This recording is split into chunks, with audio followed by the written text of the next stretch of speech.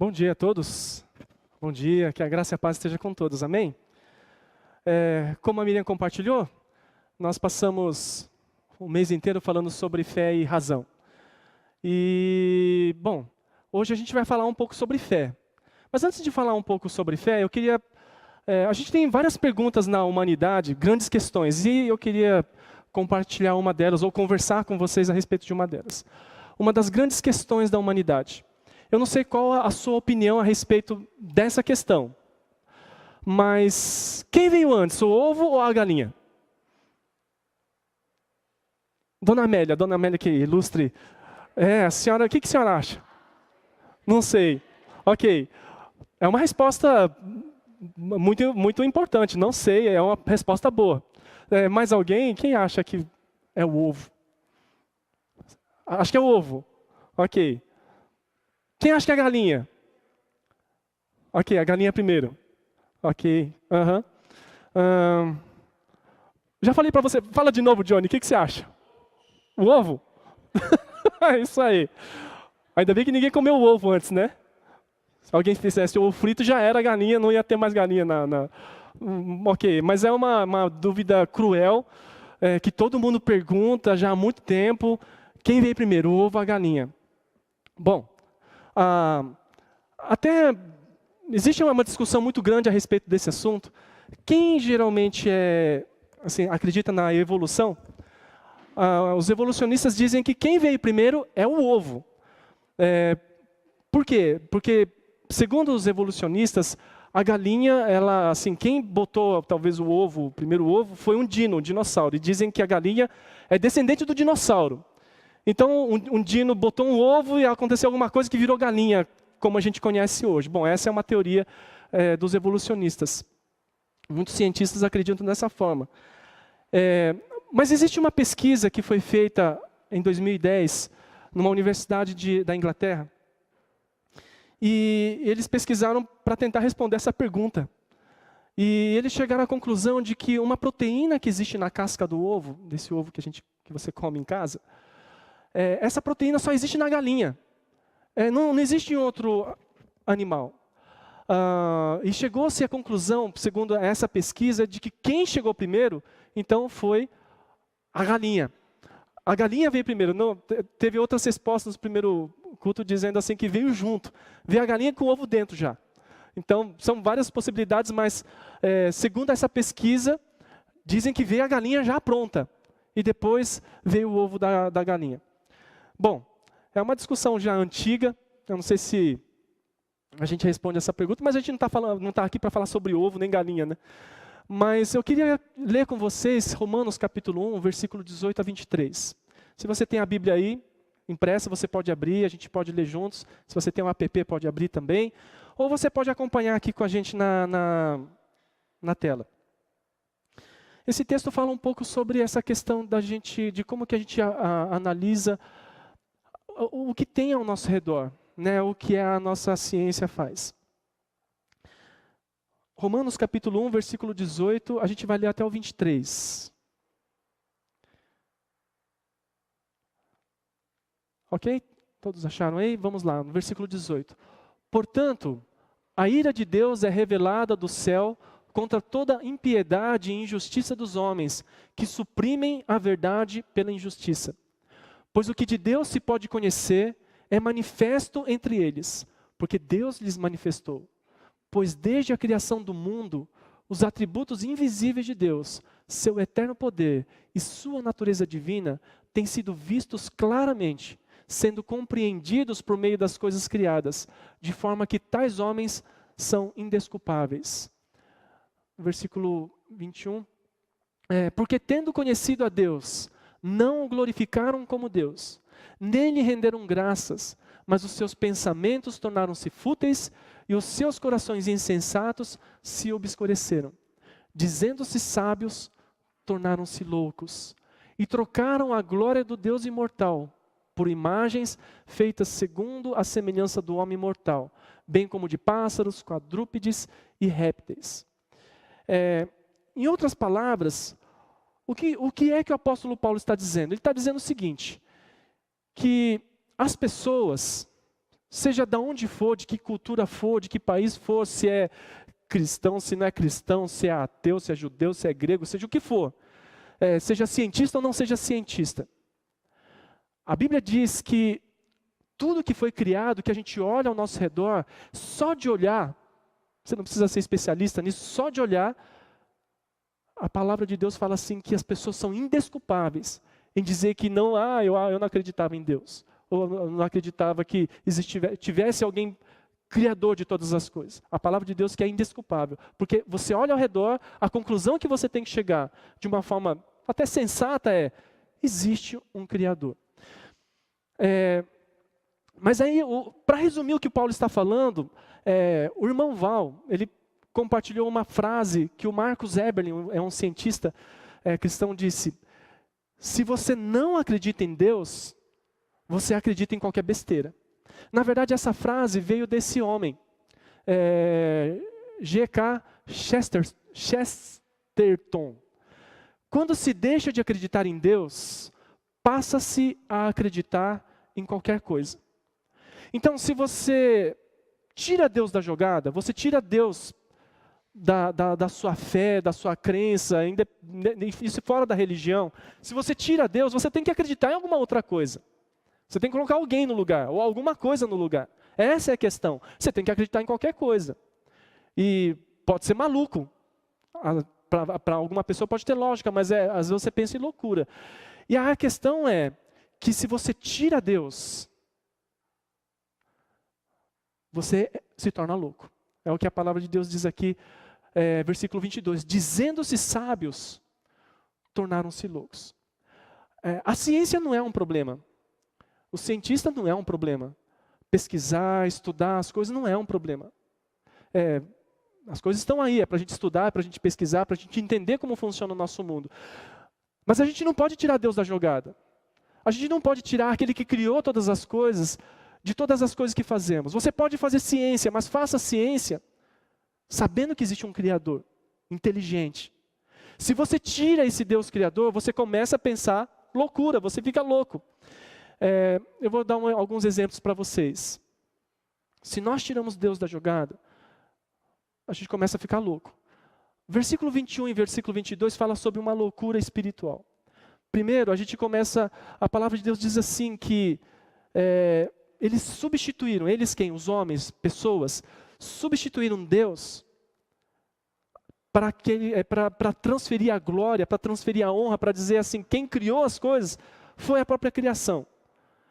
É como se você falasse que quem criou a natureza foi a própria natureza. Não foi um Deus criador. E aí você tem que começar a inventar algumas coisas. Bom, eu vou tirar Deus da jogada. Vocês já ouviram aquela teoria, uma das teorias do fato de existir vida nesse universo, é que foi um ET que veio aqui? Ou seja, você não é daqui, você é um ET, entendeu? Pelo menos a sua origem. Algumas teorias dizem que veio uma espaçonave, sei lá o quê, lançou a vida aqui e a vida se multiplicou aqui. É uma teoria que existe, muitos cientistas acreditam nela. Existe uma outra teoria que a vida começou através de um cometa. A vida veio de uma outra galáxia, de algum outro lugar, caiu aqui na Terra, caiu um cometa e a vida começou a se multiplicar. Se você tira Deus da jogada, você vai ter que acreditar em alguma outra coisa. E o que eu estou falando pode parecer para você talvez uma loucura ou coisa meio estranha. Essas coisas estranhas que parecem loucura são pessoas cientistas que acreditam e que tentam defender essas ideias. Se você tira Deus, você começa a se tornar louco. Aí a gente começa a ter algumas loucuras intelectuais também. Se a gente tira Deus, se você tirar Deus da sua ciência, da sua sabedoria, a gente se torna louco. Você vai começar a tomar decisões loucas, você vai começar a ter definições loucas a respeito de muitas coisas. Você vai ter uma loucura moral, versículo 24 e 28. Essa semana, a Noemi mandou uma reportagem, eu falei, cara, que mundo louco é esse que a gente está vivendo? Só você dar uma olhada assim, você vê que o mundo é louco.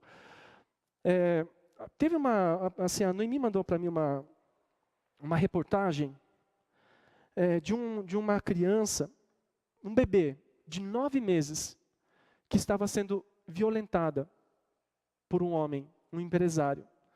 Esse homem era, a mulher era amante esse homem, a mulher era a mãe, né? A mãe era amante desse cara. É um empresário até famoso. E ele estuprava a menina, a criança, um bebê de 9 meses e sua irmã de 3 anos de idade. Aí você pensa, cara, que loucura é essa? Isso aconteceu no Brasil. Aí teve uma outra reportagem, estava lendo essa reportagem, tinha uma outra reportagem junto, escrito assim, de um pai que violentava a sua filha de 8 meses. E ele filmava e vendia esse clipe para sites pornográficos. O cara ganhava dinheiro em cima ainda. Eu falei assim, cara, que loucura é essa? É loucura. Se você tira Deus da sua vida, se você tira Deus da história, se você tira Deus, o mundo fica louco. E é exatamente isso que acontece. Aí você pensa assim, mas como é que pode um cara que tem tudo na vida?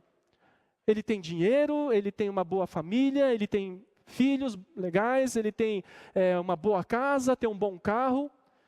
Aí de repente o cara acaba com a vida dele, ou de repente abandona tudo para fazer alguma loucura. Você fala, cara, o cara é louco. Nós, seres humanos, pessoas sem Deus, nos tornamos loucos. Pode parecer sabedoria. A gente diz que é sabedoria. Isso é coisa de sabedoria, isso é coisa de inteligente. Mas na verdade, a gente fica louco. Loucuras físicas, né? Versículo 26, 27. Às vezes a gente ouve aquelas notícias, estava muito comum os adolescentes se mutilarem e fazerem loucuras contra o seu próprio corpo, naquela campanha, sei lá, aquele negócio lá da baleia azul. Aqueles desafios da baleia azul. Muitas jovens perderam a sua vida encarando esses desafios, fazendo coisas impossíveis e se matavam. A palavra de Deus, se você continuar um pouquinho mais, fala a respeito dos relacionamentos. Dos relacionamentos de mulheres que trocaram a sua forma natural e os homens que trocaram a sua forma natural. E aí a gente vai vendo as loucuras que a humanidade vai fazendo quando a gente tira Deus da história. Loucura, loucura, loucura, como diz o nosso sábio Luciano Huck. É tudo loucura, cara, o mundo está doido, a gente fica doido se tira Deus da história. O conhecimento e a sabedoria são boas, a ciência é boa, mas se você tira Deus, a gente fica louco. Nós ficamos loucos. Bom, a palavra de Deus, se você ler um pouquinho antes em Romanos, no versículo 16, diz assim, apóstolo Paulo falando, eu não me envergonho do Evangelho, porque é o poder de Deus para a salvação de todo aquele que crê, primeiro do judeu e depois do grego. Porque no Evangelho é revelada a justiça de Deus, uma justiça que do princípio ao fim é pela fé, como está escrito, o justo viverá pela fé. Isso significa, para você sair dessa loucura, desse mundo, não dá para você viver no conhecimento e na sabedoria humana. Não dá para depender do conhecimento humano, da ciência humana. Porque se você depender da ciência humana somente, tirando Deus, você fica louco. Mas a salvação vem por onde? Pelo Evangelho. E o Evangelho é fé. O que é o Evangelho? O Evangelho existe um Deus Criador, que enviou seu Filho Jesus Cristo, que é Deus, morreu na cruz por você e por mim, para nos tirar dessa loucura doida. Isso é fé. Fé é você acreditar e crer, e ter certeza de algo que você não vê com os teus olhos, mas você sabe que existe. E olha só, ele diz assim que a justiça de Deus, ela é princípio ao fim, é pela fé. Ela começa com fé e termina pela fé. Não é mais ou menos, é fé. Você quer agradar a Deus, é fé. Você quer andar com Deus, tem que ser pela fé. Não dá para ser pela ciência. A ciência é boa, mas o justo viverá pela fé. Então o teu chamado, meu chamado, é sim, conhecer a ciência, conhecer as coisas como funcionam, mas a sua vida com Deus é andar pela fé. O justo viverá pela fé. Bom, ok. O que é viver pela fé então? O que é caminhar pela fé? Andar pela fé é vir ao culto nos domingos. Isso é andar pela fé. Andar pela fé é cantar algumas músicas, ou louvar a Deus com algumas músicas. Viver pela fé é servir a Deus, fazer alguma coisa para a igreja, dar meu dízimo, minha oferta. Isso é viver pela fé? O que será que a gente pode aprender a respeito de andar pela fé? Será que eu vivo de fato pela fé? O fato de você vir e estar aqui nesse domingo não significa necessariamente que a gente vive pela fé. Então a gente vai aprender um pouquinho o que é viver pela fé.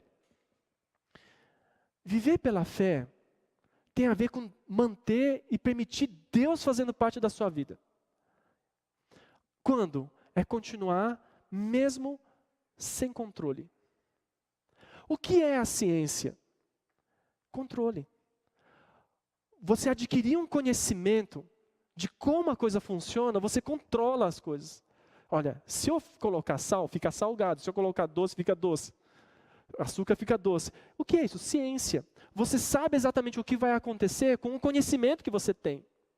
Mas pela fé é diferente, porque você não tem controle. Você não consegue controlar. E mesmo assim, sem controle, você permite Deus fazer parte da sua vida. Alguns filósofos dizem assim que, na verdade, não existe ateu. Ateu de verdade. Mas geralmente, segundo o que eles estudam, ateu é uma pessoa que não resolveu essa parte do controle.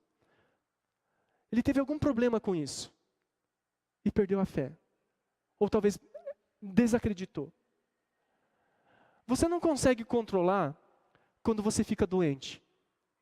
Nem a gripe você controla. Você pode até fechar o olho e fazer força assim, mas às vezes ela te pega. E aí, às vezes, você pode pegar uma enfermidade que você tem que ir para o hospital, tem que fazer um tratamento. Você não tem controle. Você não tem controle nem do fio do cabelo da sua cabeça, se cai ou não cai. Às vezes está ficando um caminho assim, né?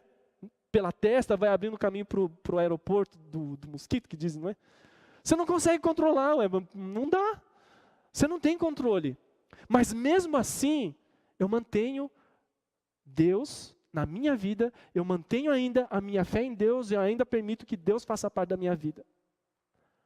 Eu não tenho controle se minha esposa ou o seu marido vai morrer amanhã. Você não controla isso. Você não controla quando a sua filha ou o seu filho morreu antes de você. Eu me lembro da minha avó, o meu pai faleceu quando eu tinha 10 anos, eu me lembro da minha avó, na época ela já tinha 80 e poucos anos. Eu me lembro dela, ela sempre trabalhou na lavoura e ela tinha um problema na coluna que ela sempre ficava tortinha assim. E essa minha imagem sempre me vem à mente, quando me lembro, assim, parece fotográfico, né? Eu me lembro dela sentadinha, e ela veio andando assim tortinha, ela colocou a mão no caixão, ela fez assim, e olhou o filho dela, que era o meu pai. Ela olhou para baixo, voltou e sentou de novo. A gente não controla a vida. A gente não controla quando as coisas terminam. A gente não controla as doenças que a gente tem. Você não controla a espinha que nasce no teu rosto. Você não tem controle. Mas a fé, viver pela fé é: Deus faz parte da minha vida, mesmo eu não controlando as coisas. Controle é continuar mesmo sem controle. É continuar mesmo sem explicações. A ciência busca explicações. A ciência quer entender as coisas. Ela quer saber como as coisas funcionam. Mas na fé é diferente também. Você ter fé é manter a fé, você permitir Deus fazendo parte da sua vida, mesmo sem explicações.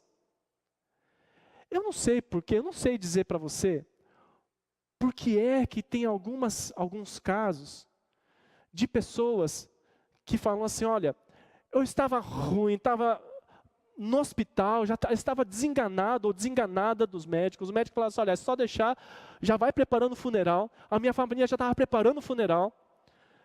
Eu já estava acabado, não tinha mais o que fazer. E aconteceu alguma coisa, senti um calor que veio dentro de mim, eu estou aqui, estou bem. Deus me curou. Graças a Deus, que maravilha. Tem explicação? Não tem, a não ser Deus. Mas aí, esse é o lado bom, né? E o lado ruim? Mesma coisa. Estava desenganada dos médicos, fez cirurgia, tomou os medicamentos, a melhor equipe do país, o melhor hospital. A família fez campanha de jejum, oração, orou por você, fez aquela jornada de 7 dias por 24 horas, todo mundo orando por você, e o cara morre. Tem explicação? Não tem. Ah, pergunta para a Miriam, ou pergunta para o pastor, pergunta para o pastor Nori.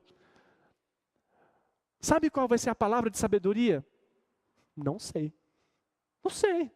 Não tem resposta. A gente não consegue encontrar resposta. Por que esses homens estupraram essas crianças? Tem resposta, a não ser a loucura deles? Não tem. Mas Deus não poderia livrar? A gente vê tantas notícias, né? Porque a gente vai ler uma notícia, vai vendo um monte de outras notícias estranhas.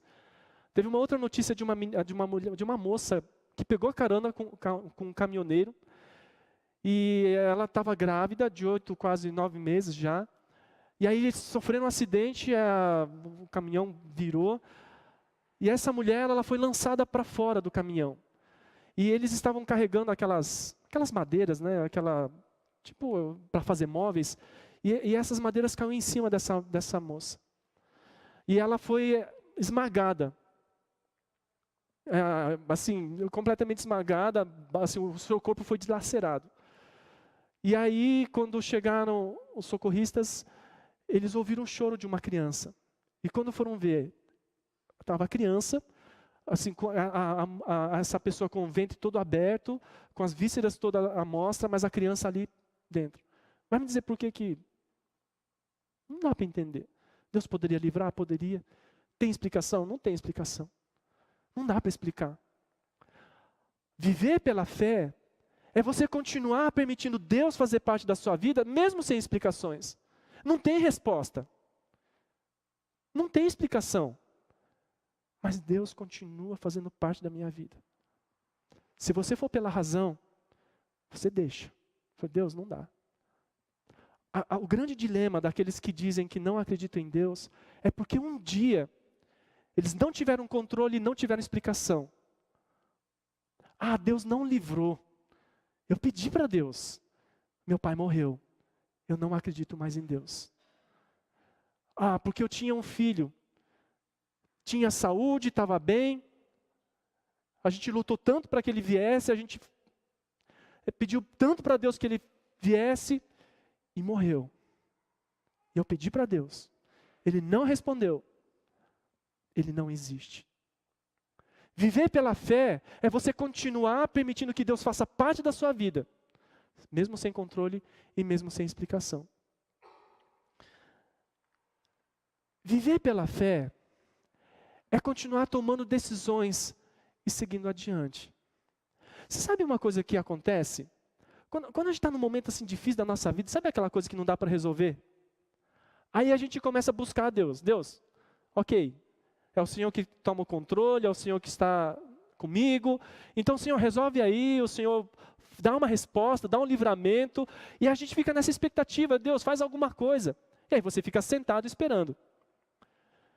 Você já viveu aquelas situações em que você pede e parece que Deus não dá resposta? Aí você fala, Senhor, eu preciso da tua resposta. Eu preciso da tua direção, eu preciso da tua orientação. E você fica lá. E parece que Deus não responde. Mas Deus, e esse emprego? E essa situação no meu casamento? E essa minha situação financeira? Deus, faz alguma coisa, eu estou num perrengue, o Senhor está no controle e não tem explicação, mas tudo bem, então o Senhor pode fazer alguma coisa? E aí a gente fica esperando, e a gente começa a lamentar e jogar a culpa em Deus, porque as coisas não acontecem. Deus, eu estou orando.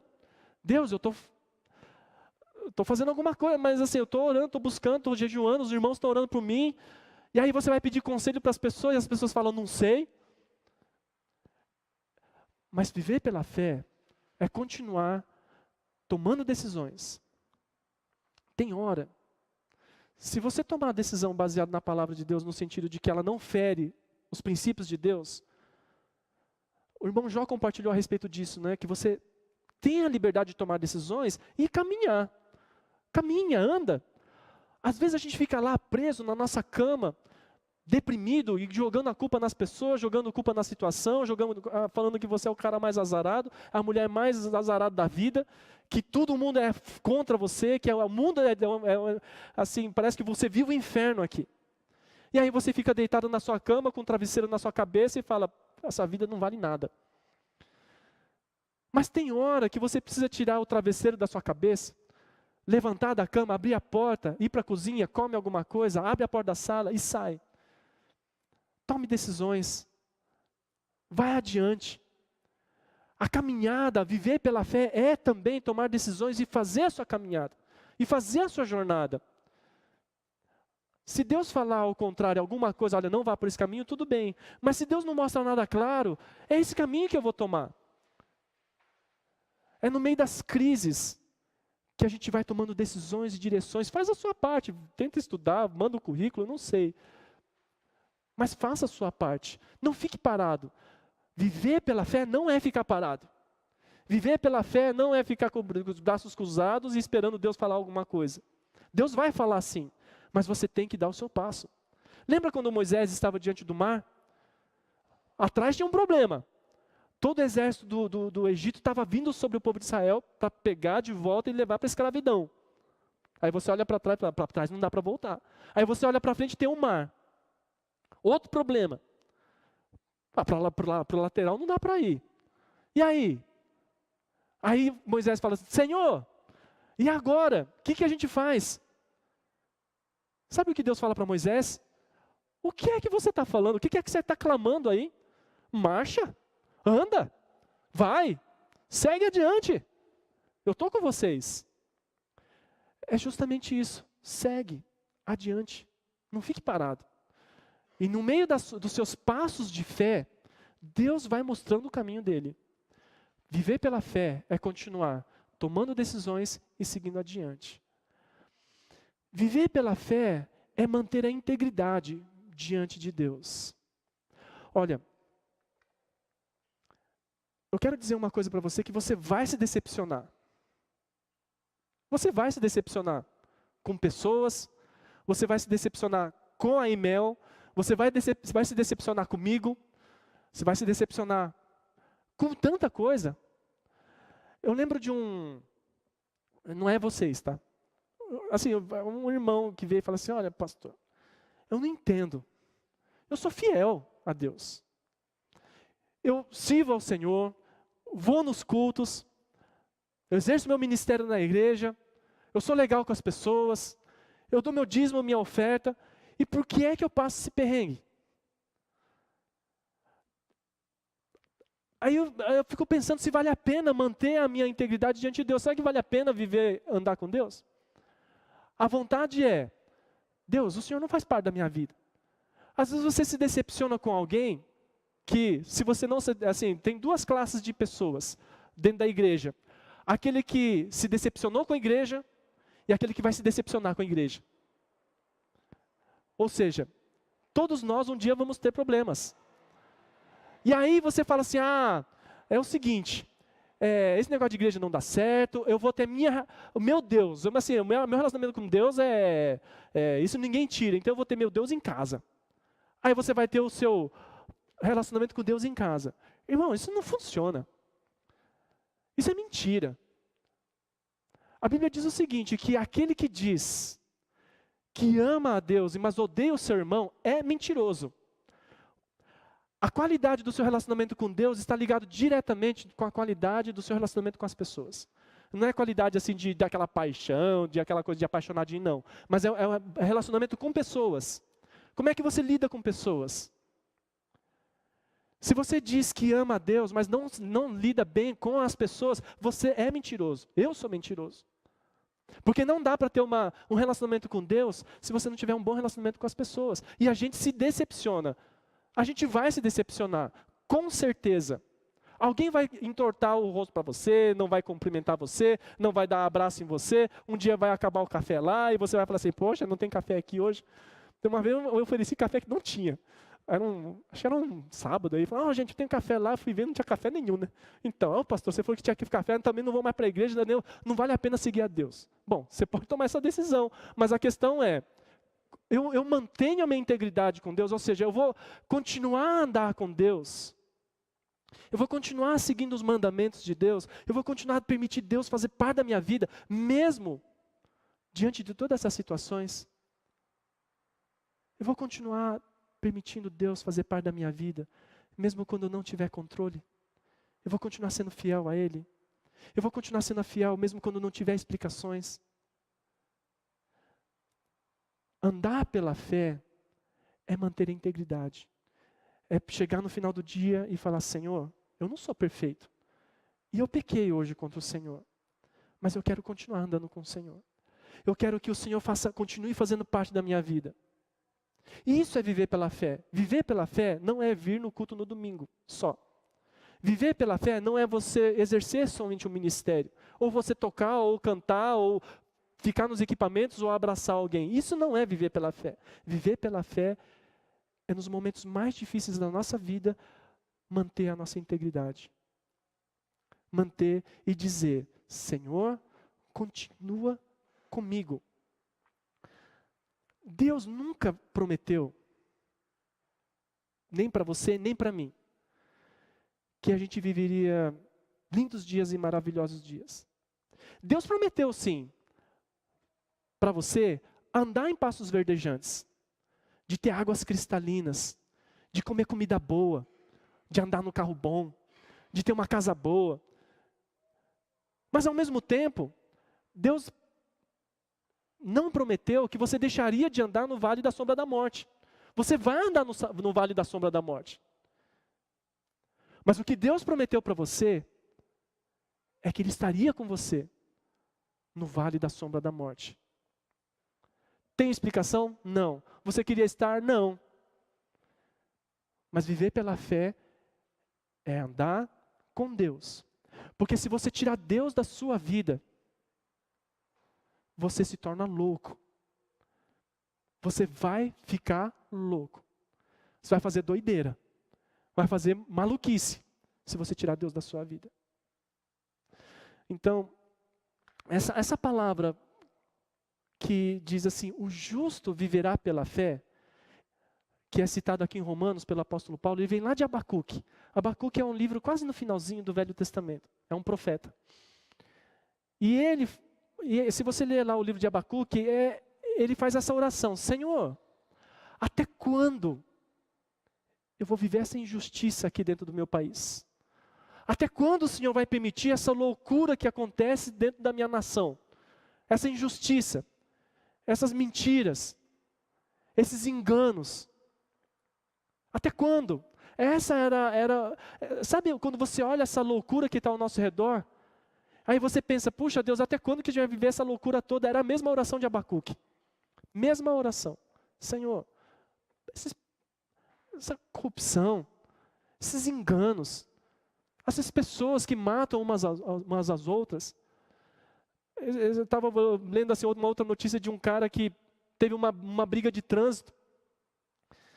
Aí eles discutiram e aí ele foi embora, só que o outro cara anotou a placa, pegou o endereço, foi na casa do cara e matou o cara. Loucura. Esse mundo está louco. Se você tira Deus da história, o negócio fica doido. A oração de Abacuque era a mesma coisa. Senhor, até quando eu vou sofrer tudo isso que a gente está vivendo? Aí Deus responde para ele. E Deus responde que vai pesar a mão ali, para o povo de Israel. Era um povo que conhecia a Deus.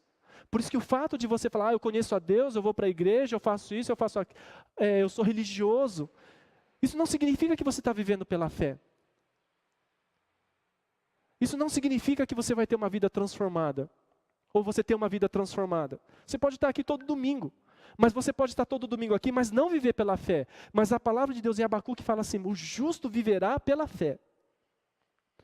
E é aquilo que nós compartilhamos. Aí, tem toda uma revelação de Deus para Abacuque, e Abacuque no final ele diz assim, mesmo não florescendo a figueira, não havendo uvas nas videiras, mesmo falhando a safra de azeitonas, não havendo produção de alimento nas lavouras, nem ovelhas no curral, nem bois nos estábulos, ainda assim eu exultarei no Senhor e me alegrarei no Deus da minha salvação. O Senhor soberano é a minha força. Ele faz os meus pés como os do servo. Ele me habilita a andar em lugares altos. Mesmo que você não tenha mais o seu carro para andar, mesmo que você não tenha mais o seu trabalho, mesmo que você não tenha a boa casa que você tem para morar, mesmo que aconteça uma reviravolta nesse país e você vai no mercado e não tem nada para comprar, ainda assim, Deus vai fazer parte da minha vida. Ainda assim, eu exultarei no Senhor e me alegrarei no Deus da minha salvação. O Senhor é a minha força. Viver pela fé é isso. Viver pela fé é não viver a loucura que o mundo faz de tirar Deus da sua história, da sua vida. E isso não tem a ver com religião. Isso tem a ver com aquilo que é verdade. A palavra de Deus lá em Romanos começa dizendo assim que Deus vai derramar o juízo dele justamente daqueles que fazem de uma forma injusta, ocultando a verdade. Sendo injustos. Qual que é a injustiça ali? A injustiça é você dizer que tudo isso que foi criado, não foi Deus que fez, não. Isso é injusto. E aí, se você tira Deus da história, você se torna injusto com as pessoas, você se torna corrupto com as pessoas, você destrói a vida das pessoas, porque você se torna um louco. Mas Deus chamou você para ser louco no outro lado, porque o apóstolo Paulo fala o seguinte lá em Coríntios: a sabedoria de Deus é loucura para o mundo. Tudo isso que a gente está falando, as pessoas vão falar assim, cara, você é louco. O evangelho é loucura. Acreditar em Deus é loucura. Mas a palavra de Deus diz assim, que a loucura de Deus é sabedoria. E Deus escolheu as coisas mais loucas do mundo, que são vocês e eu. A gente, assim, essas coisas, somos assim, talvez rejeitados pela sociedade, falar que a sociedade diz que você é louco, mas é justamente você e eu que Deus escolheu. E isso é sabedoria de Deus, é graça de Deus. Então, eu gostaria que você pudesse fechar os teus olhos agora. Eu vou pedir para o Ministério de Louvor mais uma vez vir à frente. Eles vão ministrar esse último cântico. Eu queria que você fechasse os seus olhos, ouvisse a letra e pudesse fazer essa revisão na sua vida, do viver pela fé.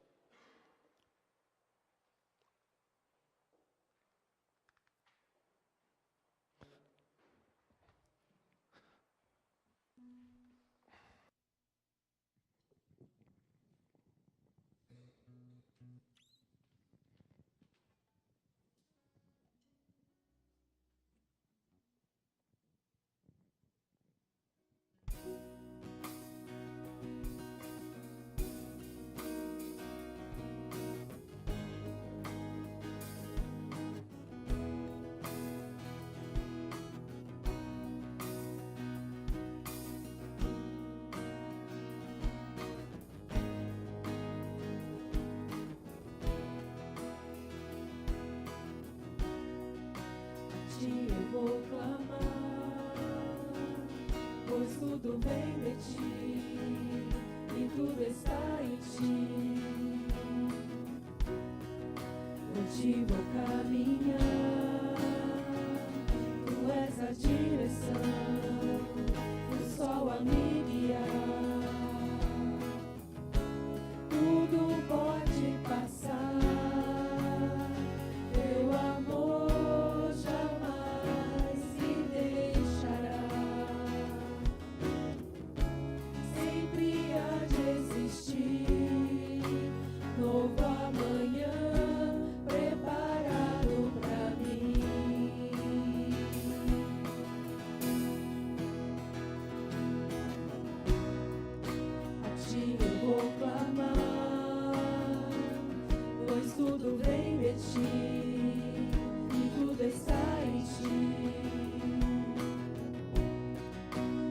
onde vou caminhar. Tu és a direção, o sol a me guiar. Tudo pode passar, teu amor jamais me deixará. Sempre há de existir novo amanhã preparado pra mim. Preparado pra mim.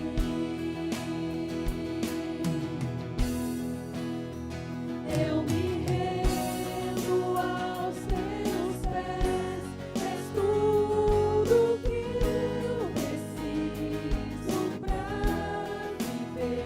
Eu me lanço aos teus braços, onde encontro meu refúgio. Eu me rendo aos teus pés, és tudo que eu preciso pra viver. Eu me lanço aos teus braços, onde encontro meu refúgio.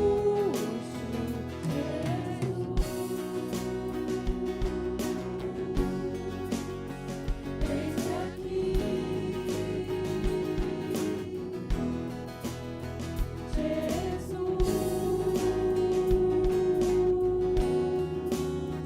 Eis-me aqui.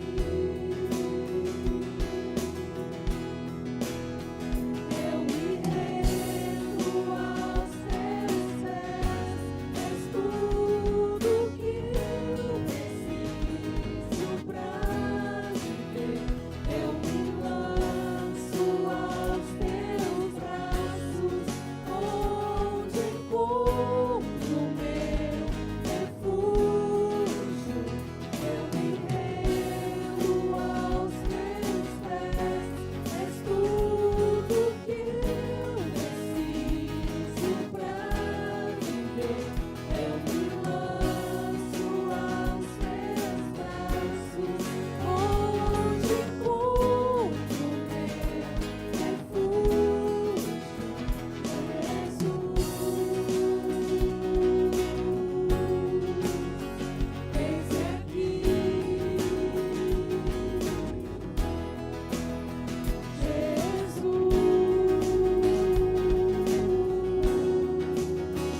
eis-me aqui.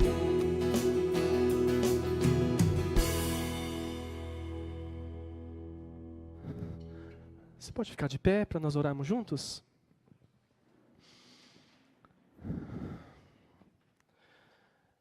Senhor nosso Deus, o Senhor Jesus é tudo o que nós precisamos para viver. Queremos te agradecer pela tua graça, pela tua misericórdia para com cada um de nós. E ensina-nos a viver pela fé. Ensina-nos a permitir, ensina-nos a andar contigo, ó Deus, em todo o tempo da nossa vida. Quando a gente não tem controle, quando não há uma razão lógica e explicações convincentes, ajuda-nos, ó Deus, a caminhar com o Senhor. Deus, eu sei que cada um aqui